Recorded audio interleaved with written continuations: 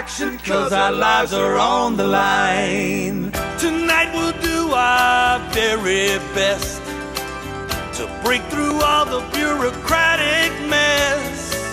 The time has come tonight, 'cause it's Bayou time. Show 'em what Louisiana's all about.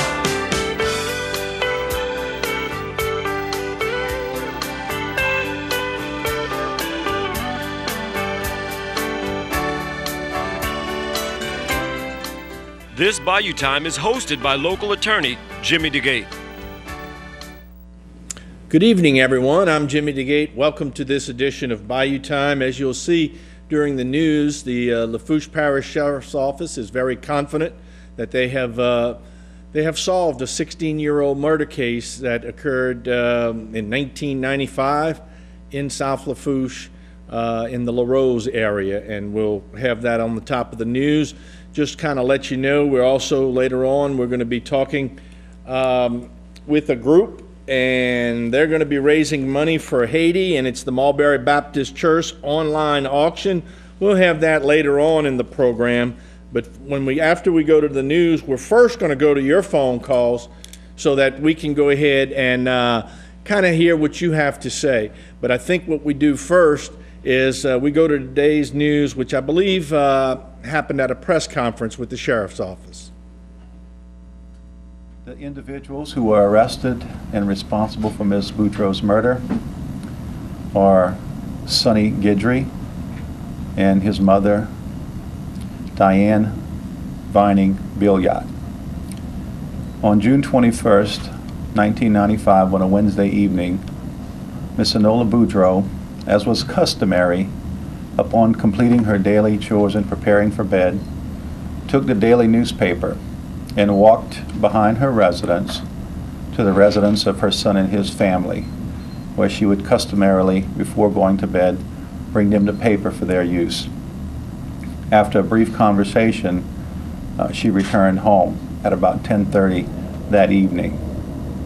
Ms. Boudreaux was not heard from nor seen until the following day, June 22nd, Thursday afternoon, when the family members, curious about her whereabouts, not having heard or seen from her, went to the house sometime that afternoon and discovered that she had been murdered, laying on the floor of the living room.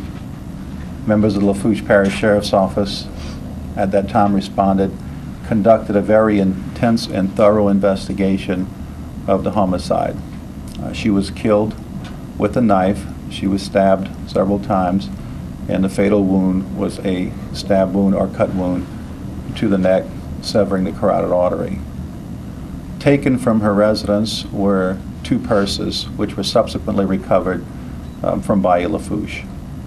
Early on, a neighbor, Sonny Guidry, and his family lived in the house just south of Ms. Boudreaux's house. Her house was situated on Highway 308, adjacent to the highway facing Bayou Lafourche. The Billiot residence was located just south of that location. They had been neighbors from some period of time. Despite the best efforts and an extensive investigation, an arrest was not made. However, Sonny Guidry had been early identified as a suspect. He was 17 years old at the time that this crime was committed. Within a few months of the crime being committed, the Billiots suddenly, without notice, and in the middle of the night, packed up and moved away from their residence in the Larose Cutoff area to Oklahoma, and have never returned to our knowledge. Earlier this year, in January of 2011, I received an email from an individual indicating that they had knowledge of information relative to this unsolved homicide. I took that information and forwarded it to the investigative unit. Detective John Dillman, who was recently hired for the purpose of investigating cold case homicides, was given the task of following up on this case. Detective Dillman took the case file from 1995, worked with the men that are here to get briefed, began reinvestigating, re-interviewing, and following up on leads. Ultimately, Detective Dillman was successful in contacting someone with direct knowledge of evidence of the crime that had been destroyed with the assistance of Diane Vining Billiard. We continued to re-interview witnesses and put together what we believed was a very strong circumstantial case implicating Sonny Guidry and his mother, Diane Vining Billiard, both as the murderer and as an accessory to first-degree murder. Detective Dillman traveled to Oklahoma, working with authorities in Oklahoma, prepared a search warrant affidavit for the purpose of getting DNA samples from both Diane and Sonny that we could then use in the hopes of having more direct physical evidence to tie them to the crime. In addition to that, the detectives brought Sonny into the police station in Blaine County, Oklahoma, for an interrogation. It was during that interrogation that Sonny Guidry acknowledged that he had in fact entered into Ms. Boudreaux's residence that evening through a side door which was unlocked at the time, according to him, that while in the residence he was confronted by Ms. Boudreaux attempting to look for money and rob the residence, that in that confrontation she first, upon encountering him, screamed. They had a very short dialogue, and then in his words he snapped and does not give any specific recollection. He then recalls leaving the residence with the two purses and also with bloody clothes that were subsequently removed after he took a bath and then later destroyed by Diane Vining Billiard. Based upon the information developed and the admissions made by Mr. Guidry, Detective Dillman applied for an arrest warrant through the local judge here in Thibodaux, charging him with the crime of first-degree murder in the death of Miss Enola Boudreaux. The warrant was signed.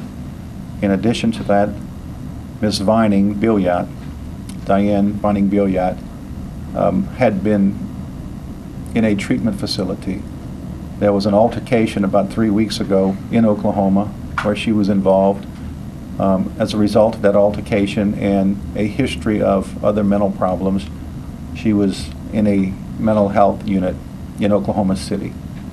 Upon learning that her son was in police custody, she checked herself out and was brought to the police station where she was Mirandized and subsequently refused to cooperate and requested to be have the presence of an attorney.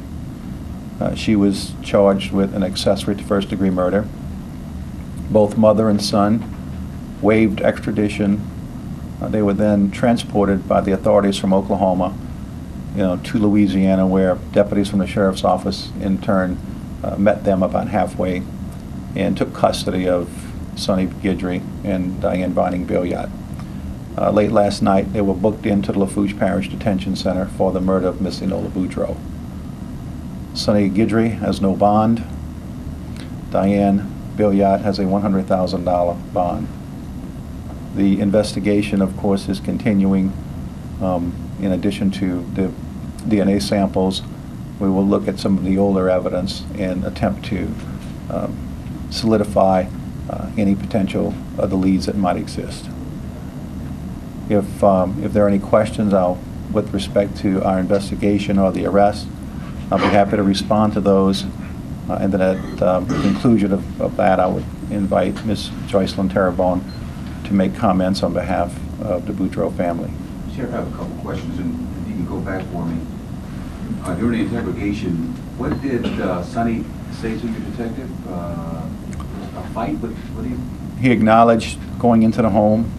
While in the home attempting to go through a purse looking for money, he was confronted by Ms. Boudreaux, who was startled, and they had a short dialogue, and then he says he snapped, and then the next thing he remembers is leaving the house with the purse.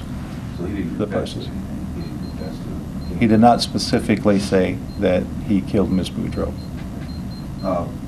DNA evidence, can you talk about that, what you have that would tie him to this particular murder? There were many items that were recovered and samples that were recovered at the scene. Of course, at 17, he had not yet been arrested, so there was no known DNA sample on file, nor with any fingerprints on file. We don't have a specific piece of evidence that we think will match his DNA, but we are going to methodically review all of the evidence, and once we have his DNA profile, if there's any DNA profile on any of the clothing or the items that were recovered, the purse or anything along those lines, that would further solidify the connection to the crime. Okay, there you have it. Lafourche Parish Sheriff's Office is confident that they have solved a 16-year-old murder case, tragic case that occurred in South Lafourche in the LaRose area. What we're going to do is we'll take a break. We'll open the phone lines, and maybe you might want to comment on that. My initial thoughts, obviously, are kudos to Sheriff Webre and his staff. I mean, you know, when you're talking about a cold case, that makes them much harder as well. And so they really did an excellent job of putting all this together, and now they believe they have the person that is responsible for the tragic crime. We'll take a break. We'll come back and go straight to the phone line.